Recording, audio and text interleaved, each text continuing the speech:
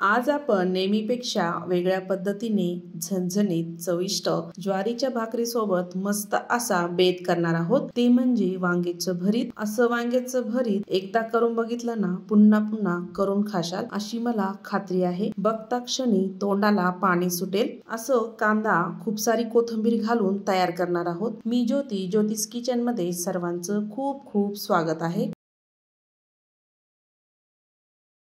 मी इथे एक मोठं वांग घेतलं आहे।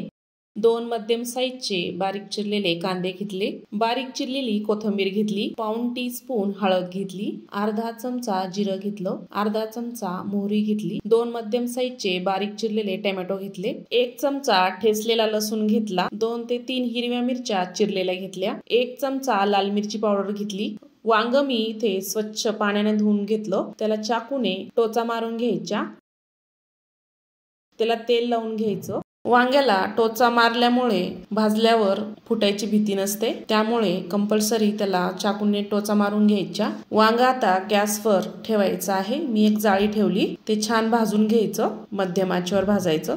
सर्व साइडने वांग छान भाजून घ्यायचं एक साल निघेपर्यंत।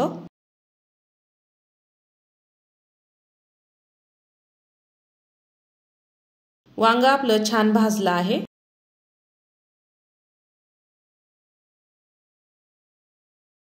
एका ताटामध्ये काढून घ्यायचं, थोडं थंड होऊ द्यायचं। चाकूने त्याचे वरचे साल काढून घ्यायचे, त्यात थोडे राहिले तरी काही हरकत नाही, मस्त टेस्टी लागतात ते पण। वांग अजून थोडंसं गरम आहे, मी चाकूनेच काढत आहे।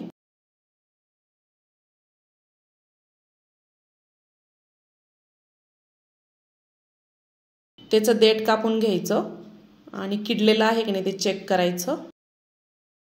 वांग छान आहे, चाकूने त्याला स्मॅश करून घ्यायचं आहे, थोडं ते गरम आहे।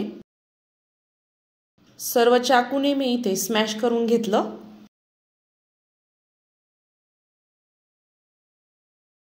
गॅसवर आता कढई ठेवली आहे, त्यामध्ये 2 मोठे चमचे तेल टाकलं आहे, अर्धा चमचा मोहरी टाकायची, जिरं टाकायचं, लसणाची पेस्ट टाकायची, मिरची टाकायची आणि छान परतून द्यायची। त्यानंतर लगेचच कांदा टाकायचा, कांदाही तेलामध्ये छान परतून घ्यायचा आहे।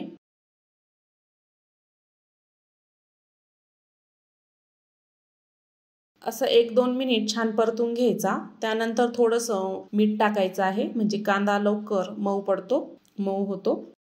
कांद्याला आपल्याला गुलाबी कलर येईपर्यंत छान परतून घ्यायचा आहे। कांद्याला छान गुलाबी कलर आला आहे।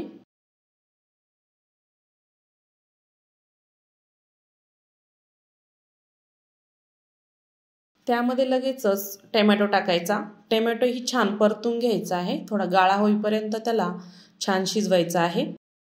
टोमॅटो ही छान मऊ झाला आहे। त्यामध्ये धने पावडर टाकायची, मिरची पावडर टाकायची, हळद टाकायची, छान त्यामध्ये मिक्स करून घ्यायची। 1 मिनिटभर छान होऊ द्यायचं ते।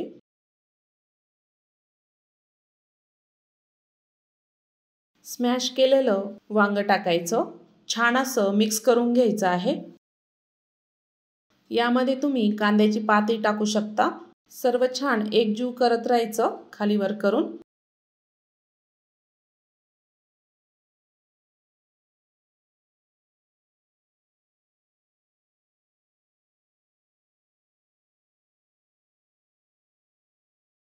छान मिक्स झाला आहे। त्यामध्ये बारीक चिरलेली कोथिंबीर टाकायची, मी इथे जास्तच कोथिंबीर टाकत आहे, मस्त चव येते। मिक्स करून घ्यायची आहे भरितामध्ये। असं मस्त झणझणीत चविष्ट वांग्याचं भरीत तयार झालं आहे। ताटामध्ये आता ज्वारीचं पीठ चाळून घेणार आहे।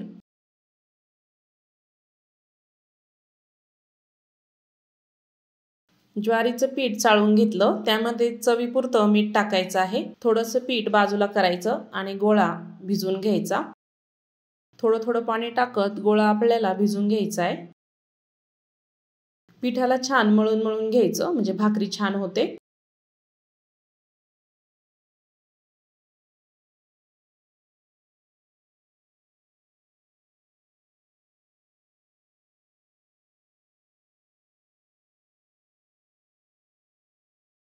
छान असा उंडा तयार झाला आहे। त्याला असा गोल करून घ्यायचा, हातावर असा गोल चपटा करून घ्यायचा, थोडं पीठ टाकायचं आणि भाकरी थापून घ्यायची।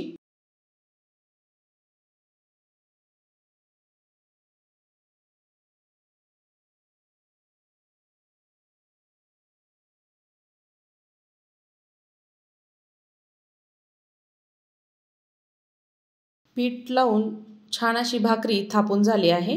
ताटामध्ये भाकरी थापता येत नसेल तर तुम्ही पोळपाटावरही भाकरी थापू शकता।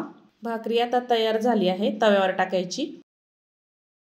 भाकरीला पाणी लावून घ्यायचं, भाकरीवरचं ते वरचं ओलं पीठ काढून घ्यायचं आणि लगेचच भाकर उलथून घ्यायची।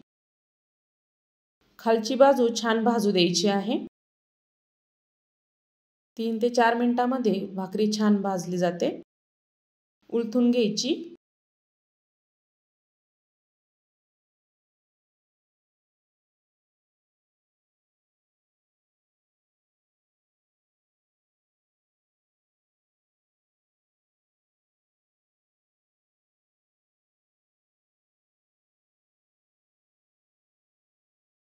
मस्त अशी भाकर भाजून घ्यायची। तयार झाली ज्वारीची भाकरी। एका जाळीवर किंवा टोपल्यामध्ये भाकर ठेवायची आहे। मस्त असं झणझणीत चविष्ट वांग्याचं भरीत आणि ज्वारीची भाकरी तयार झाली आहे। कांद्यासोबत मस्त खाऊ शकता। अशा पद्धतीने नक्की तयार करून बघा। आय होप आजचा व्हिडिओ कसा वाटला, आवडला असेल तर चॅनलला सबस्क्राईब करा, बेल आयकॉनला क्लिक करा, म्हणजे नवीन रेसिपीचे नोटिफिकेशन सर्वात आधी तुम्हाला मिळेल। पुन्हा भेटूया अशाच नवीन रेसिपी सोबत।